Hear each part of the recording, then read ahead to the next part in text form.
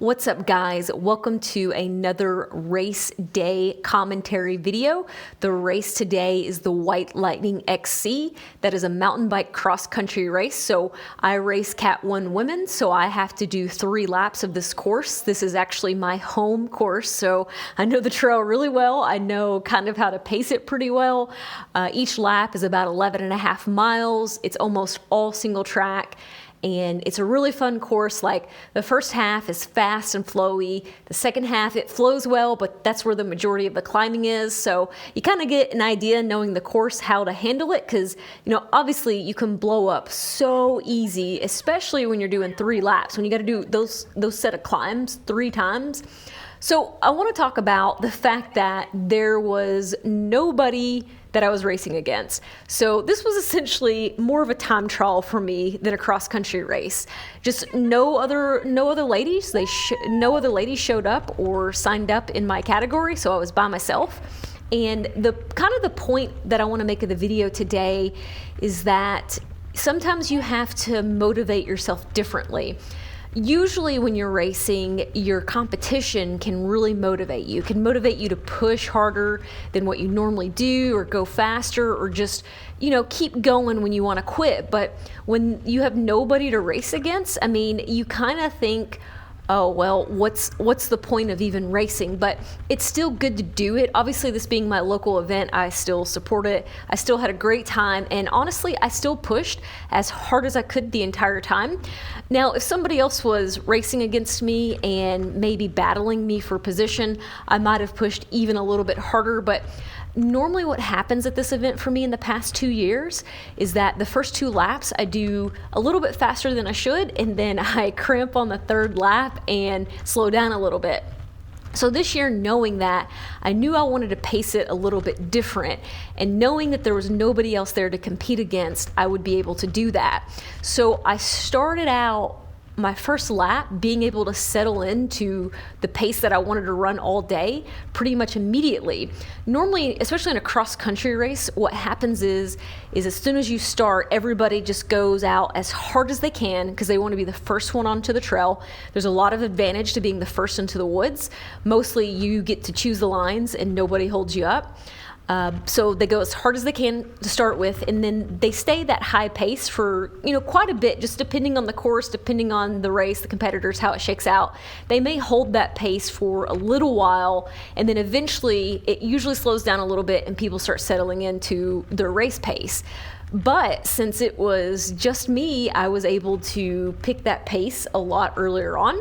So I kind of knew that was going to be how I rode the whole day. I had done some research from my past races and past times I've ridden the course to figure out the miles per hour that I wanted to run in order to achieve that. Because the first half of the loop is faster than the second half because of the climb. So you got to know how to pace each half. And I can do that on feel pretty well because, like I said, this is my home course. I ride it all the time, so I have a pretty good idea. But I wanted to know what the exact numbers were. So I was watching my miles per hour a lot for this race because that's how I was going to pace it. Most of these climbs are fairly short. Like this climb that I'm starting right here is actually one of the longer climbs, but it's not very steep. So I don't really pace it by watts. It's hard to look at my power during the race and have an idea of what I'm going to be sustaining, because especially with mountain biking, you're up and you're down. It's constant. So you spend a lot of times coasting, and then sometimes on these climbs, like I can look down and be like, oh, I'm doing 250 watts, for a couple seconds. That's not going to be a big deal. So anyways, the topic that I'm getting into in this race commentary is how to motivate yourself when you're by yourself, when you're lacking that competition motivation. Because I had to find that for this race, obviously, since it was just me. I set a goal. I wanted to try to do this as close to 3 hours as possible. So that was my main goal. And that's where, like, the whole pacing, I wanted to pace for that 3 hours, and I made a couple mistakes, and I ended up finishing in 3 hours and 2 minutes. And I'm telling you this now because obviously you know that I won, but because there was nobody else to compete against me. And yeah, that's the main thing is keeping motivating, not quitting, hurting yourself just to hurt yourself. So the first thing was trying to achieve this goal. And it's a really cool way to do this during a race because there is extra motivation. There's a lot of spectators, and with it being a home course, a lot of people know you. So that really helps you to continue to push as well. So that's obviously a pretty cool thing. The forecast like a week out was terrible. It was going to rain like for 5 days straight. We were going to get like 3 inches of rain. None of that actually really happened. The course looks a little wet here, but it actually got drier as the day went on. And so the turnout was a little bit lower for the race than what it normally is, but the trail wasn't actually that wet or that slick. I don't think I really like slid anywhere. So what I want to point out is what is happening right now.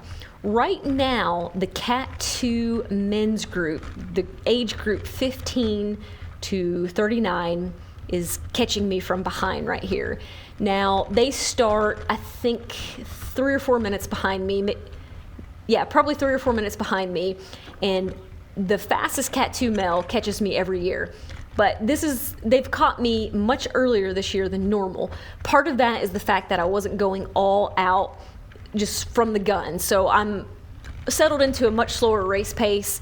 Not much slower, but I've settled into my race pace. I'm not at that super high speed pace that you start off with and then settle into. I was able to start at that pace. So they caught me quite a bit earlier.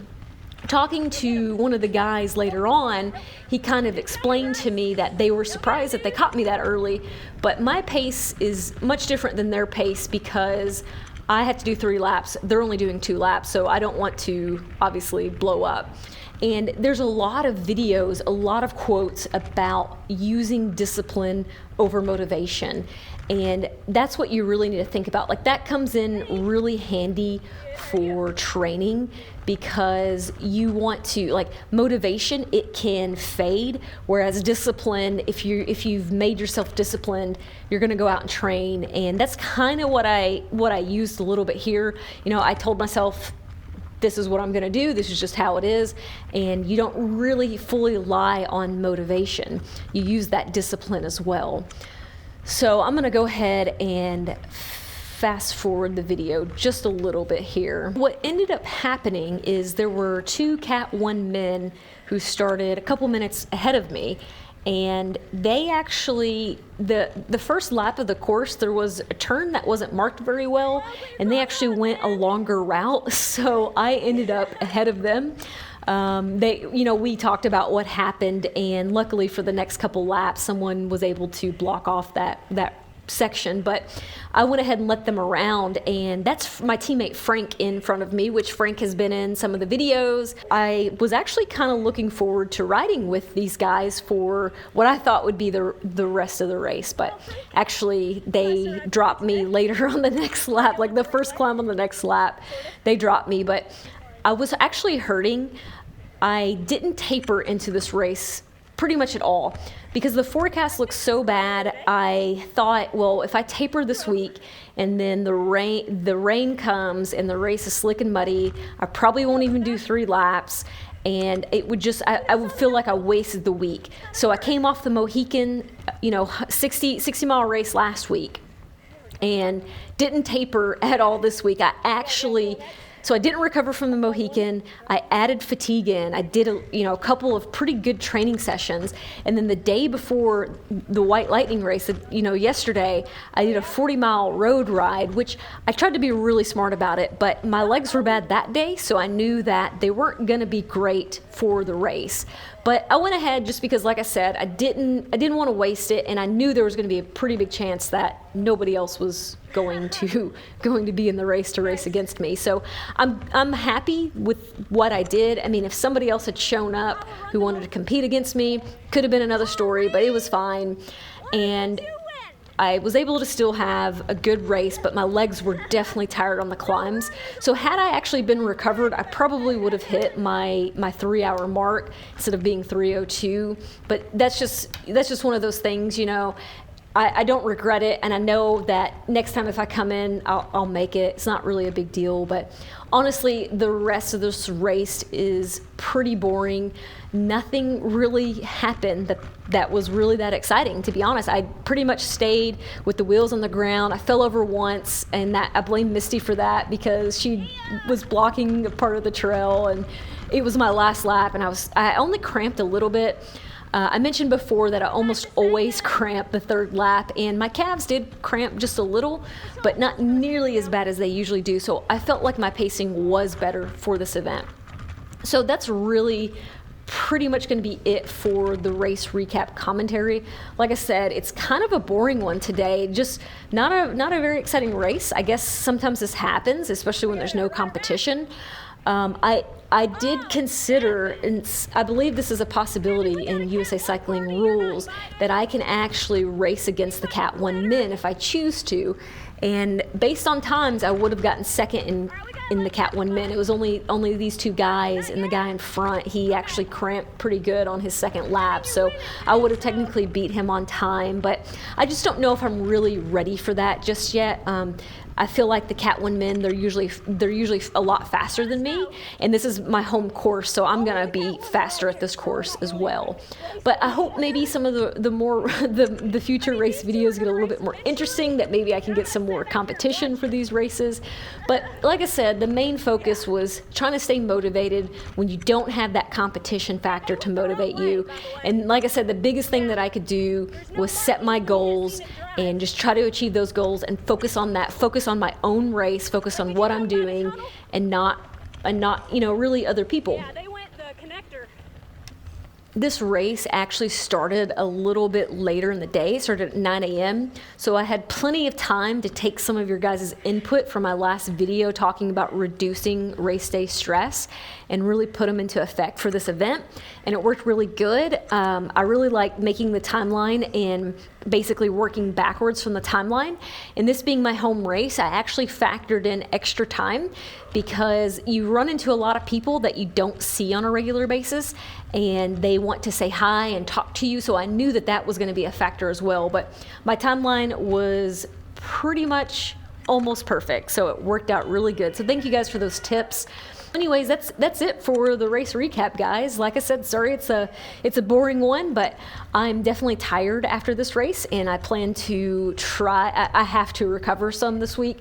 Like, I still want to train, but I know that I might need to just dial it back and do some endurance efforts and not do any race pace efforts like I did last week, and get my body ready for the upcoming race that's not this weekend, but next weekend, because I'm really looking forward to that one. So I hope you guys enjoyed the video. Even though it was boring, give it a thumbs up if you did like it, and I'll see you on the next one. Back, look forward, push!